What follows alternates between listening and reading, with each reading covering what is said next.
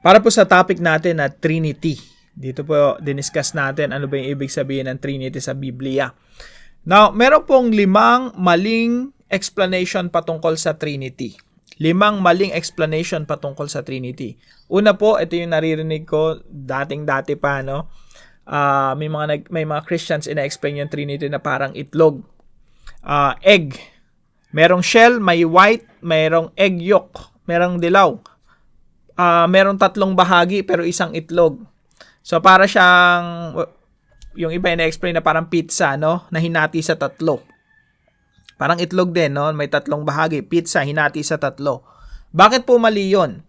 Yan po ay yung error po niyan o yung tinatawag nating heresy o maling katuruan ay tinatawag na partialism.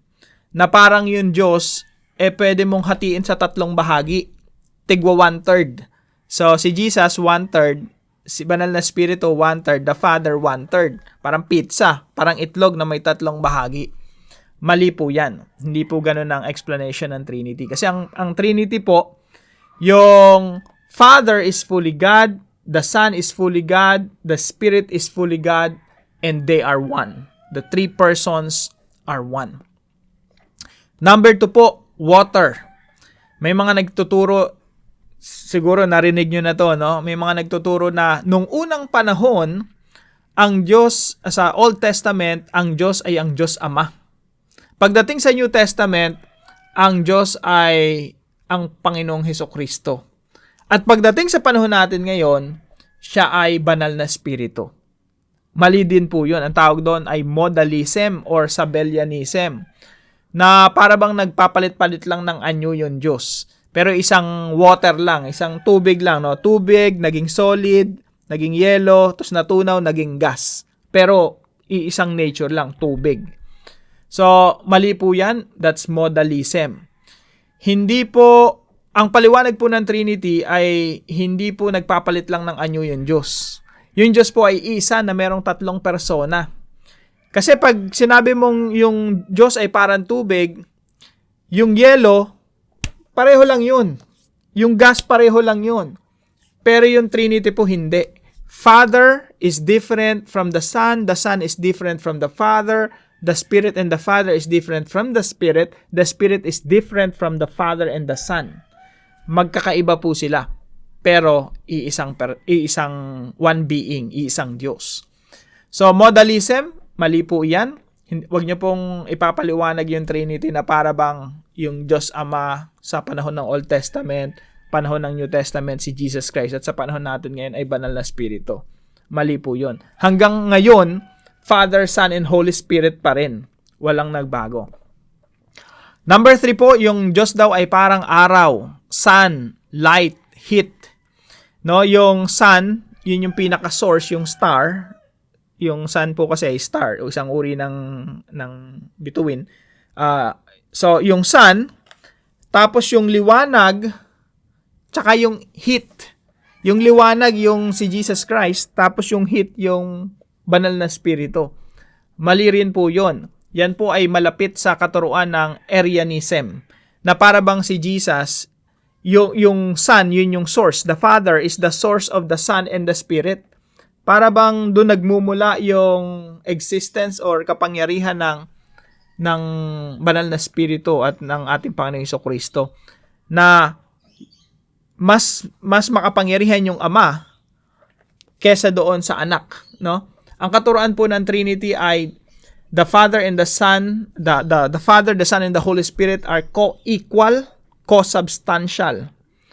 So, mali po itong katuruan na ito na malapit sa katuruan ng Arianism, na para bang si Kristo ay mas mababa sa Diyos Ama at yung banal na Espiritu ay mas mababa kesa sa Diyos Ama at sa Diyos Anak. Pang-apat po, person. Yung Diyos Ama daw ay parang, yung Diyos ay parang tao. Pwedeng ikaw ay doktor, ikaw ay tatay, ikaw ay anak.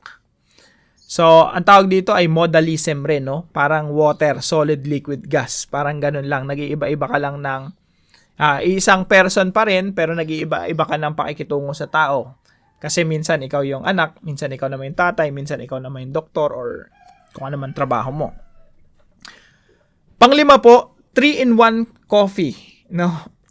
Unfortunately, may naririnig ako ng mga ganitong tinuturo, no? 3-in-1 coffee. Ang Diyos po ay hindi mo pwedeng ihambing sa 3-in-1 coffee. Kasi yung 3-in-1 coffee, may kape, may sugar, may creamer.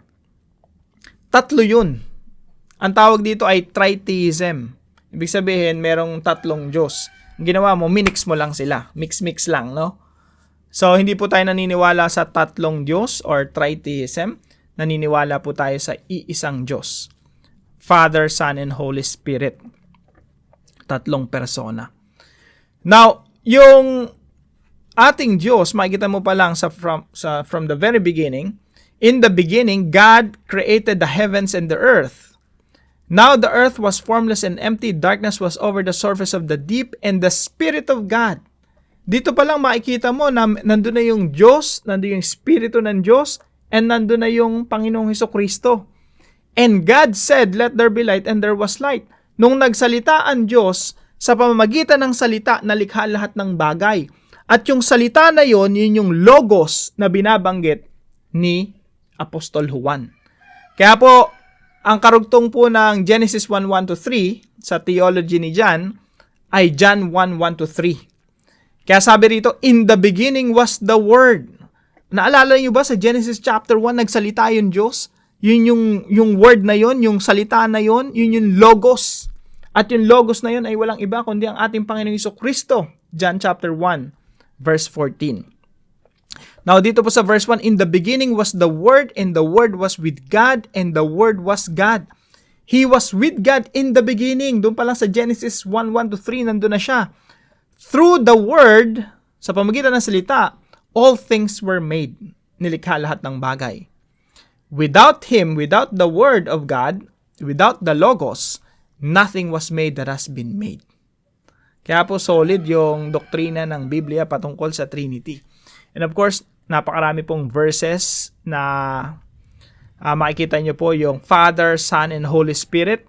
Naririto po yan, no? Basahin ko na lang po yung 2 Corinthians 13:14. Sabi dito, may the grace of the Lord Jesus Christ and the love of God and the fellowship of the Holy Spirit be with you all.